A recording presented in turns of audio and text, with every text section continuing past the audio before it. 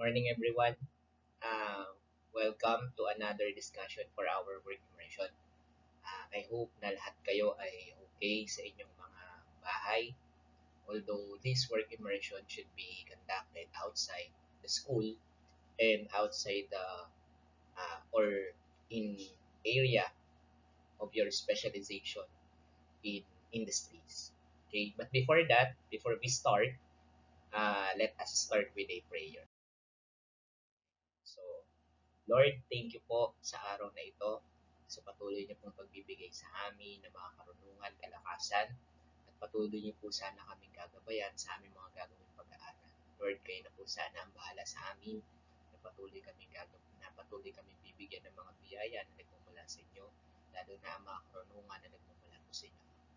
Umaasa po kami na nirinig niyo na po ang mga panalangin ito sa pangalan ni Jesus. Amen. Okay? So, good morning again. No? So, welcome to our work immersion discussion. Although this is pre-recorded, I hope that everyone would follow and understand the whole class or the whole lessons of this class. Okay? So, before we start, let's have a checking of attendance. Ayan. So, paano ba tayo mag-check ng attendance? Gagawin lang po natin, if you already viewed this video, okay, you just need to press the like button, okay, like button on our group chat. Now, so I will send the link of this video on your group chat, so at least makikita natin kung sino po yung mga umattend ng ating class discussion. Kasi mahirap naman na during this video presentation, since this is pre-recorded, mag-check tayo isa-isa. Okay, so you can do this, viewing this video after everything that you've done on your daily task. Okay, so those are our checking of attendance. No? And I hope secretary would monitor who are the students who already viewed the video. Okay. Okay, so next we have our house rules. Ano ba yung ating house rules? Okay, so when we are doing this class, actually, we are always monitored, no, in our activity. Okay, so whatever we do, kailangan susundin natin yung ating mga house rules. Okay, so what are the house rules? Ayan. So meron tayong tinatawag na class hand signs. So ano yung class hand sign natin? So pagka ganito, yan. So I have an answer. Okay? So how will you do this? You can raise these questions or raise these hand signals in our Google classrooms. Okay? So I have an answer or I have a question. Ito yan. Seeing the camera. Yan. Then I have a comment. So just do this sign, so at least I understand that you have a comment. Okay? Then I agree.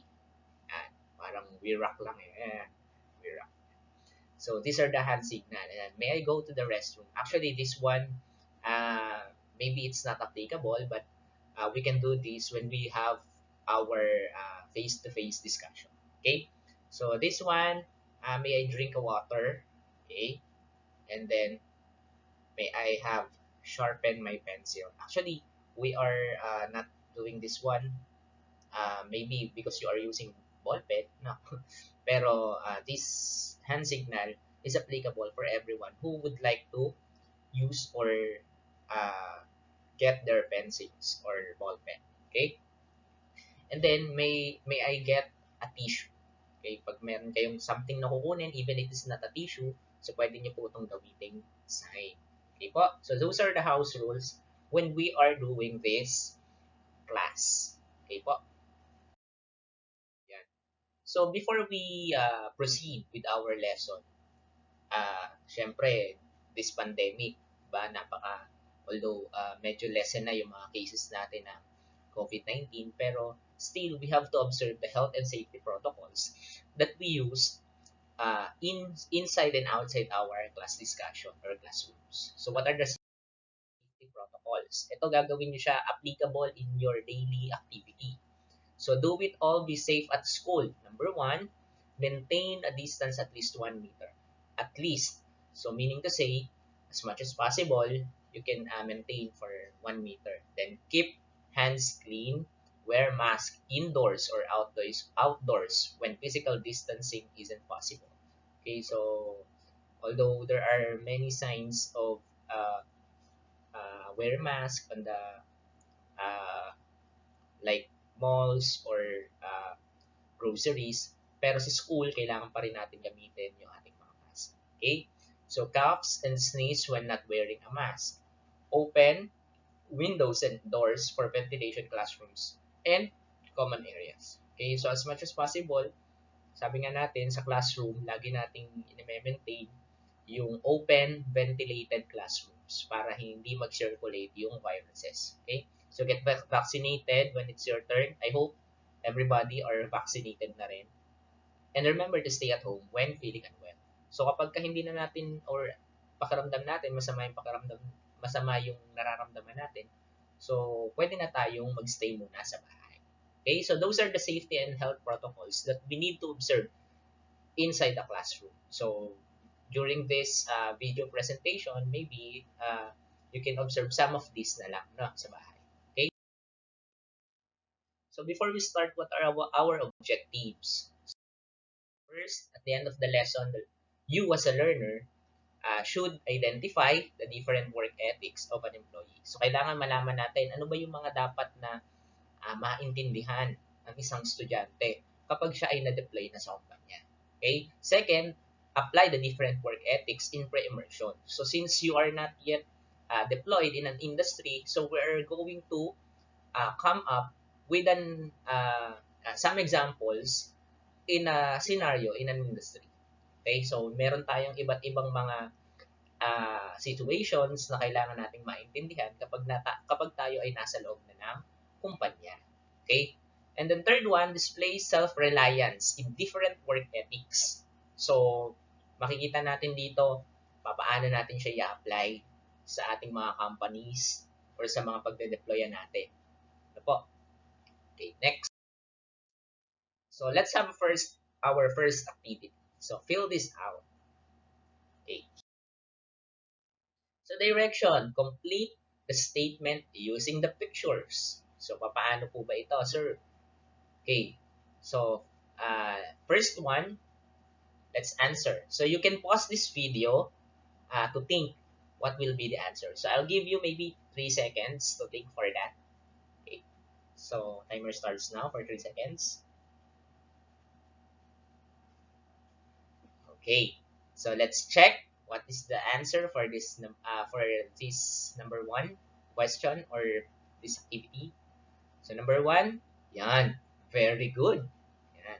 Honesty. Lahat ba nakatama sa atin? Okay, kasi yun yung mga common na ano natin. You know? Honesty is the best policy. Okay? So, that is also applicable in our job na sa ating mga trabaho. Okay? Or hindi man natin siya masasabing trabaho sa mga company na pagde-deployan natin.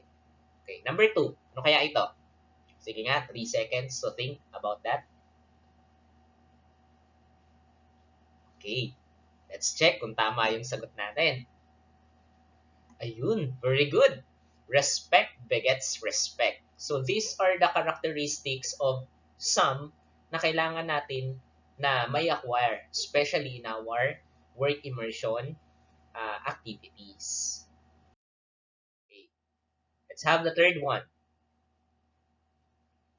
Ano kaya to? 3 seconds to start. Okay. Tingnan natin kung tama yung mga sagot natin. Very good. Teamwork makes the dream work. Ayan. So, in an industry, meron tayong tinatawag na teamwork. Bakit? Like, for example, sa mga production area, no? Production companies. Gaya ng pinagde-deployan natin ng ating school na Southville 5A together with a partner company, Rionan, they have a certain line that lahat sila ay tulong-tulong sa isang trabaho or activity. So, that is what we call teamwork. No, kapag ka medyo hindi na nakagawa yung isa, so medyo maapektuhan yung buong team. Okay, very good. Nice answer, class. Number 4, how about this one? Tingnan nga natin. Let's check kung tama yung mga sagot natin. Very good. That's be on time. Ayan. So actually, in an industry, this is very applicable. Meron tayong tinatawag na time in and time out sa ating mga company. So dapat ma-observe natin kung anong oras dapat yung pasok natin. So we will be on time. Okay, how about the last one? Ayan. Ano kaya to? 3 seconds to answer. Okay, let's check kung tama ba yung mga sagot natin. Very good. Ang gagaling naman ng mga estudyante natin. So, together we stand, or united we stand, divided we fall. Di ba may mga kanta pa nga ito? So, in an industry, this is also interrelated with teamwork. Why? Kailangan meron tayong pagkakaisa, united, at the same time, magkakasama, no? Para magawa natin yung certain task. Okay. Very good. Napakagaling. Mahusay dito sa activity nito. Okay? So next, let's have another activity. This time, this will be a post-interaction. When we say post-interaction, maybe after this discussion, pwede natin siyang isubmit sa atin. Or, since this is instant replies, I will receive all your answers simultaneously, even you are watching this video. Okay?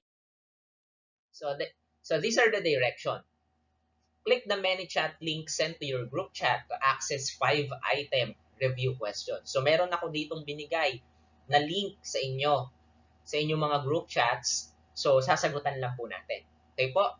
So, for this part, maybe I'll give you 5 minutes to answer this one. Kasi I think this is 5 to 10 questions lamang po. Ano po? So, 5 minutes. So, I'll give you certain time to do that. You can pause this video para makita natin or para makapagsagot na tayo. So, pause this video and then play it again once you've done. Okay? Okay. Next. Okay, let's have our topic. So, those are the activities that we've done. This is interrelated with what we are going to discuss today. And that is work ethics. Ano ba yung work ethics? Naririnig natin ito commonly sa mga kasama natin or minsan sa mga kapatid natin na nagtatrabaho na sa company. So, they have certain orientations with this kind of topic. So, ano ba talaga yung work ethics? Okay, so, work ethics is a group of moral principles, standard of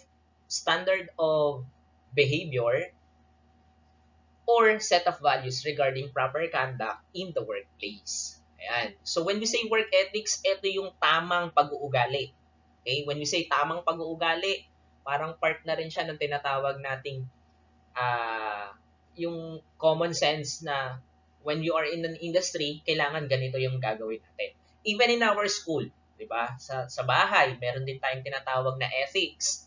Paggalang sa mga magulang, paggalang sa mga nakakatanda.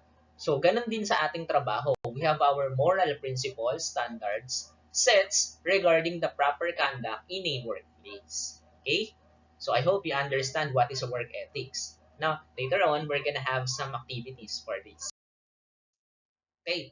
So, what are the common work ethics that you as an employee, because you are considered as an employee in an industry, should remember?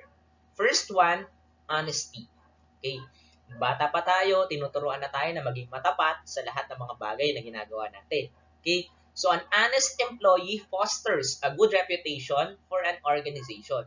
Some of the employer recognize or kinikilala nila itong mga tao na merong pagiging matapat sa kanilang trabaho. To be honest by always telling the truth and never attempt stealing or thief.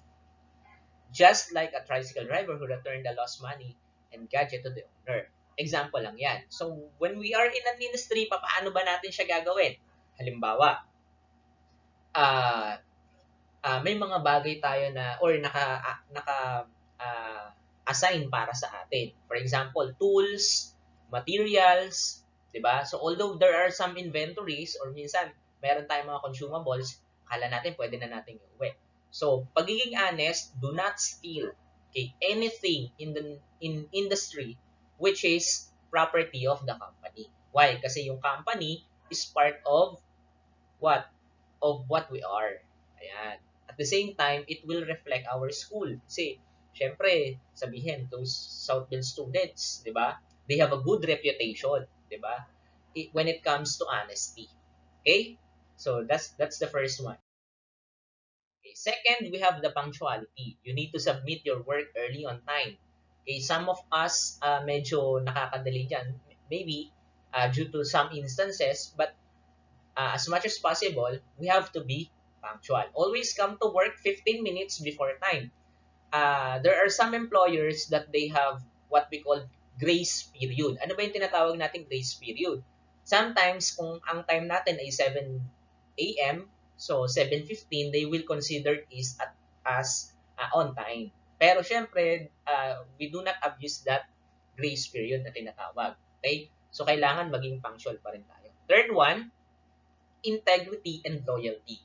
Never disclose or reveal or share confidential matters. Example nito. Ano ba yung mga example? Halimbawa, tayo bilang computer systems servicing students. May mga information like for example, number of inventories ng computer na ginagamit sa industry. So hindi na natin siya po pwedeng i-disclose kanino man outside the company premises. Okay, that is integrity and loyalty. Remember that, class. Okay? So, integrity and loyalty can be observed during working hours or after or before our working hours. Now, so you must be trustworthy so that people will rely on and trust you. Okay? Para pagkatiwalaan din tayo. Okay, next. Teamwork. So, be a good team leader or team player with your colleagues in the workplace. Always help one another to achieve more. Sa industry kasi, we don't have any competitions na. Sa industry, kailangan meron tayong teamwork. Bakit? Kasi kailangan lahat tayo nagtutulong-tulong or lahat ng mga, for example, in a line, lahat sila is in a line production. Yan, best example. Lahat sila ay kailangan na magtulong-tulong to finish a certain task or finish a certain work. Okay? So, napakahalaga ng teamwork para sa kanila. Why? Kapag ang isa ay nagkaroon ng pagkakamali, for example, there's a tendency na the whole production will be affected. Okay? Kasi magkakaroon yan yung tinatawag na yellow tag. Pag yellow tag, there are some minimal errors on your task na makaka-apekto sa ating mga kasama. Okay? Especially yung red tag. Red tag is totally,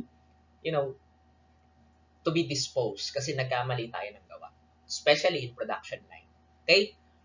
Next, number 5 is productivity.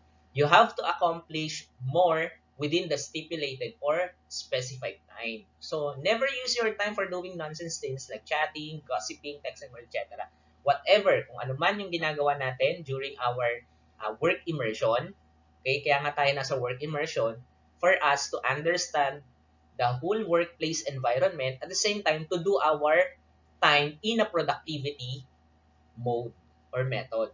Okay, so kailangan nakikita ng ating mga line leaders, supervisors na nagagawa natin yung ating task and na ma-maximize natin yung time na binigay sa atin.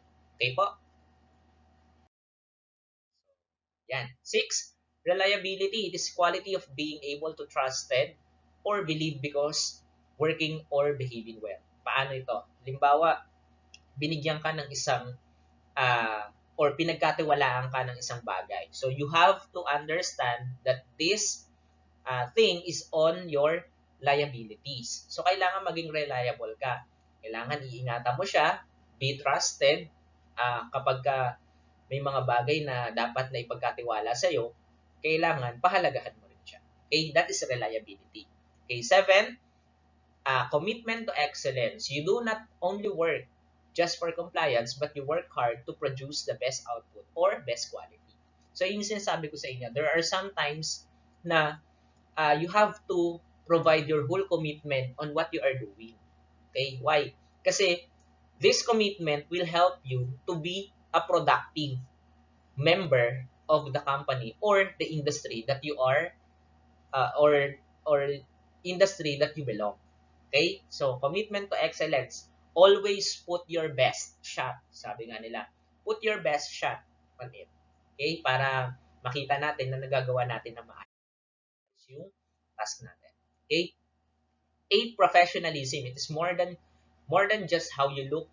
It's a way of speaking, behaving, and even thinking that helps person successful in the workplace.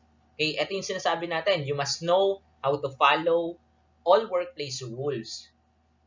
You also know how to admit if you made a mistakes and learn on it. So dapat alam natin pag nagkamali tayo, sir or ma'am, I apologize for not having complied with this kind of task. Pasensya na po. In Tagalog, 'di ba? Kapag mga supervisors naman natin sa ating company na pagde-deployan, ma'am, pasensya na po, hindi po namin nagawa ng tama. Okay? So those are kind of professionalism. You have to address someone who are higher on your position. Okay? Kasi ganun yun. Meron tayong tinatawag na organizational chart. So, kung sino yung mga nasa higher natin, we have to respect them. Okay? So, that is what we call professionalism. Even in dealing with our co-workers, we should be professional. Okay? Language is an important aspect of communication, whether you are talking to our co-worker in the privacy of your own office or to a customer. This is applicable for your superiors. No? Sometimes, medyo nakakalimot din tayo. Siyempre, naging kilala na natin yung mga supervisors natin. Medyo parang iba na yung language natin, parang common friend, ganyan. Pero we should understand that we have to address them as our superiors. And that is part of being a professional. Okay? Next is what we call attitude. Many always look for an employee with the right attitude. To be better employee, you must listen to suggestions. Dapat we are willing to accept what do you call this? Constructive criticism. Ano ba yung constructive criticism? Best example nito, kapag halimbawa meron kang bagay na hindi nagawa, sabihin sa'yo ng supervisor mo, dapat ganito next time. So you have to understand, or we have to accept those kind of comments. Okay, so attitude toward work employees, or any other in the company is better when you have a good attitude. Okay? And then third, number 10, cooperation. So how do you demonstrate your cooperation in the workplace? So kailangan nakikipag-participate tayo, whatever activities, whatever plans of the company, we have to participate. Okay, and that is cooperation. Okay. So, professional appearance and grooming in the workplace. Ano ba yung dapat nating pananamit? In today's competitive modern business, it is highly essential to adhere professional appearance and grooming for the workplace. So, dapat maayos yung ating pananamit. Just like this part of work immersion is also applicable in our subject, personal development. Bakit? Kasi di ba in personal development, we are trained, di ba? To be properly groomed, okay? Understand ourselves, di ba? Being a person, and develop everything, di ba? Na kailangan nating i-enhance sa ating mga sarili. So this is applicable in personal development subject. So you need to keep in mind that following basic guidelines for good grooming in the workplace, wear business suits in basic colors. So halimbawa, may mga meetings, especially if you are deployed in an office. So iba yung grooming natin. Dapat naka-polo tayo. Just like this one, we as a teacher, kailangan naka-uniform kami para we are represented properly in our institution. So, ganun din dapat kayo. So, you have a proper grooming in a workplace. Okay? So, this is applicable on your personal development. So, number 1, always be neat and clean, including your teeth, fingernails, nails, hair, and even your shoes. Tandaan natin, what we are wearing will represent who we are. Yan. So, dapat kung paano tayo manamit, diba? Paano tayo mag-ayos ng buhok, okay, especially sa mga girls. Pag nasa production tayo, dapat naka-hair clip tayo or naka-tie. Diba? Maayos yung mukha natin, hindi tayo simangot. Diba? At the same time, kailangan malinis yung mga fingernails natin. If we are deployed in a company that requires good hygiene, halimbawa nito yung mga food industries, hindi pa pwedeng mahaba yung kuko natin or may mga nail polish. Kailangan meron tayong proper or maganda yung ating mga kamay, nakakat siya ng maayos, and then wearing protective equipments or PPEs. Okay? Number 2, keep your pockets empty as much as possible. Avoid tingling coins or keys and bagels. Actually, this one is applicable in an office job. No? Why? To avoid what we call distractions, no? Para maiwasan natin yung mga may mga naririnig or something. Even yung mga dangling earrings, hindi siya applicable. Okay? Avoid eating candies, smoking cigarettes, chewing gum when we are inside the office. So this is applicable for office jobs. Now, actually, we, computer system servicing students, we are also deployed in an offices. Bakit? Like for example, in IT offices, wherein ang task mo is to maintain all the computers. So, nasa office ka. No? So, mahalaga na hindi tayo naninigarilyo. Di ba? May mga nagyoyosi ba sa inyo? So, dapat tigilan na natin yan. No? Or, as much as possible, avoid. No? And there are some places in our workplace which is smoking area. So, pwede tayo doon. If we are using cigarettes. But in our school, we are not encouraged to smoke, 'di ba? So smoke free zone talagang school natin. So bawal even in industry, bawal din sa kanila yung mga nagsisigarilyo. Okay? So next, use a portfolio case or light briefcase when carrying. So this is applicable for office work. Na so kailangan presented tayo especially sa mga documents na dala natin. As much as possible, get rid of tattoos, body piercing. Ayun. So these are some companies are looking. So kapag good looking ka, maayos yung pananamit mo, so there's a possibility na ma-hire ka ng company or ma-appreciate nila yung your personal grooming. Okay?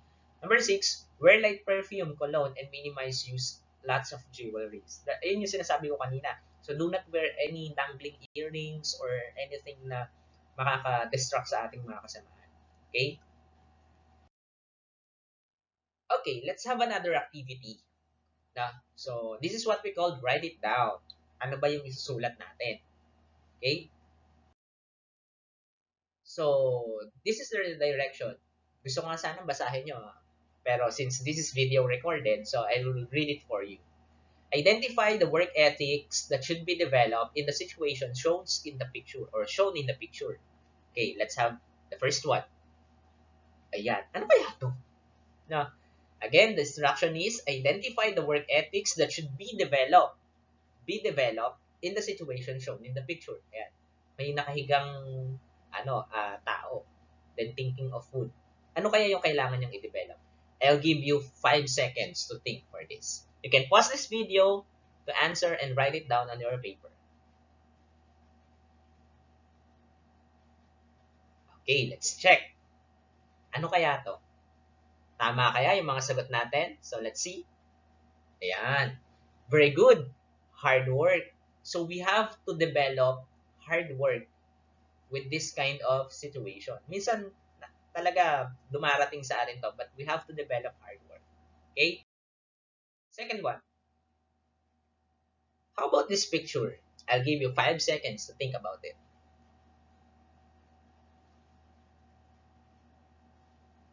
Okay, let's check. Ano kaya? Tama kaya yung ginawa natin? You can pause this video pagka halimbawang medyo mabilis para sa inyo, no? At makakapagsagot at makakapag-isip tayo. Let's check kung tama yung sagot natin. Very good. Cooperation. Nakalagay, I am busy. Can you help us? Sabi niya, I am busy. So you need to cooperate. You need to help them, especially if your time is, alam mo yun, free naman or mahaba naman yung oras mo, that you can consider helping others. So that is part of cooperation. Third one. How about this picture? I'll give you 5 seconds to think about it. You can pause this video again. Okay, let's check kung tama yung sagot natin. Very good. Integrity. Sabi niya, here's money for you, but making sure I'll get the tender. Ibig sabihin, parang may babalik niya kagad. Sabi niya, don't worry, consider it done. Sabi niya ganun. So, ano ba yung dapat nating personality doon? So, we need to establish good integrity. Pag may hinaram tayong isang bagay, so we have to return it back to have our integrity. Okay? Okay, next. How about this one? 5 seconds to think about it. Okay, let's check. Sabi niya, wow, today's sales is crazy. The company wouldn't notice it to take some money. Sabi niya, let's take, ibang bansa, 500 each, parang 500 pesos each. Let's check. Very good. Honesty. So, wala mong nakakakita sa atin, so we need to show our honesty to our job or workplace. Okay? Very good answer. How about this? Last one. Ano kaya to? 5 seconds to think. Okay, let's check. Very good. Punctuality. Diba? Sabi nga natin kanina, be on time.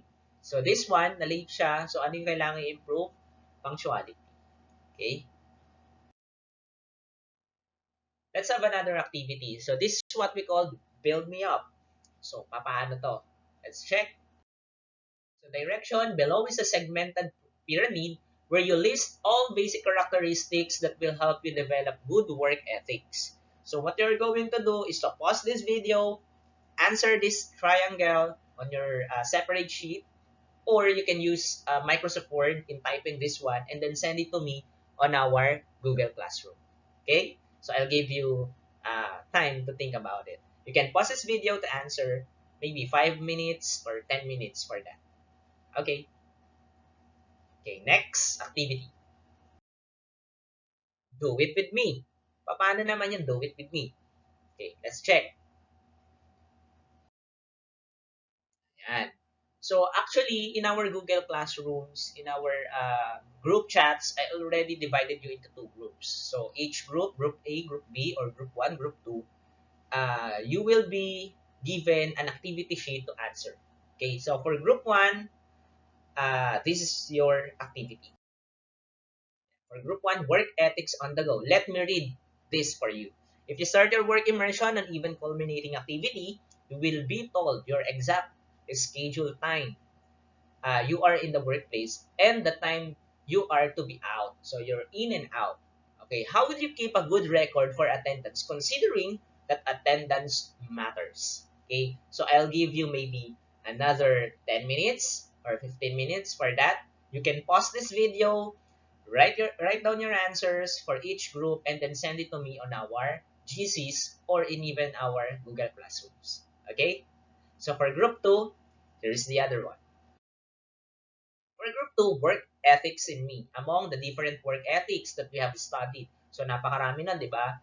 Punctuality, so on and so forth. Which among do you often practice at home? Ayan. Or in school or anywhere. In 5 sentences, write down instances you practice it. No. Ibig sabihin, lahat ng mga bagay na na-experience nyo, which is applicable on work ethics, write it down. Now, 5 sentences is enough for that. Okay, I'll give you enough time. You can pause this video again and then write down your answer for group 2. Send it to me on our group chats. Okay. So, for our learning rubrics for this activity, so when you are writing, you are assessed about your knowledge, comprehension, and application. So 30% for the knowledge, 30% again for comprehension and application is for total of 100%. So I'll check it later after this class or video recording. Okay? Okay. So next, we have our learning ideas. So ano ba yung mga learning ideas natin? Yan. So gusto nating malaman ano ba yung mga natutunan natin during this class. Yan. So, what are the different work ethics that should be practiced by an employee in the workplace? Discuss how they differ from each other. So, marami tayo kaninang mga work ethics na discuss. So, I want you to uh, uh, I want you to differentiate or write down everything, and then kumbaga ilagay natin yung mga do's and what do you call this? Do's and don'ts, or yung mga advantage and disadvantage of this work ethics in a workplace. Now, so what you have learned for today, you can write it down. Again, you can pause this video while writing your answers, and then send it to me. You can type it in Microsoft Word, send it to me on our GCs or in our Google Classrooms. Okay? For this activity. Okay po. So, po pwede rin naman na lahat ng mga activity natin is compiled, and then put it in an archive, send it to me. Now, para mas madali nating ma-check. Okay po? Okay. Yan. Next one, we have the activity knowledge content. Yan na po. So, ano ba yung mga bagay na or bagay na mga natutunan natin during the class? Ayan. So, we will not answer it right away. So, I want you to write it down on your paper, or you can type it on Microsoft Word again. While playing this video, you can pause it. I'll just read one by one. Okay po? So, you just need to answer. Okay, direction. Choose the letter of the correct answer. Write it on the space provided or before the number. Okay? One time, you are instructed to clean one of the rooms in your work immersion venue or the workplace itself. You have noticed a crumpled 1,000 peso bill on the floor. Which of the work ethics do you need to apply? Okay. Number one, letter A, honesty. Letter B, integrity. Letter C, loyalty. Letter D, reliability. Okay. Okay, next. Number two, which of the following situations shows productivity? Okay. Letter A, you are taking pride in your work. Letter B, you know how to admit mistakes. Letter C, you learn to appreciate privileges. Letter D, you give respect to anyone in the workplace. You can pause so that you can answer. Okay, next. Number three, when a trainee and an employee knows how to get along with others, abide by the prescribed attire and follow rules and regulations, what work ethics does he practice? Okay, letter A, appearance. Letter B, cooperation. C, integrity. Or letter D, honesty. Okay, number four. You left your cubicle on the room in your workplace along the way of the washroom. You have bumped and noticed a slippery floor due to wet floor, but the janitor is not around. What do you think the right thing to do, or the right responsibility, or to show responsibility? Letter A, I will just walk slowly as I pass there. Letter B, I will just ignore any way that could be tried after an hour. Letter C, I will remind others whom I see to be careful of the wet floor. Or letter D, I will inform the maintenance about it. Or if he's not around, I will get the signage being used for reminders of caution. Okay. Last, number 5. Considering that you are at work and you represent the company dressing up appropriately, using the appropriate language and ask for help if you know you can hardly solve a problem or situation are good practices. What work ethics do you represent? Letter A, integrity and loyalty. B, commitment and excellence. C, professionalism. Or D, teamwork. You can pause this video to answer so you can read all the questions. Okay. So let's have our reflection. Okay, direction. Learners will write personal understanding about the lesson. Each one will be given handouts on their answers. Actually, this one is already uploaded on your Google Classrooms or in our GCs. So based on what you have learned, I understand that and what you have already realized after this lesson. Okay?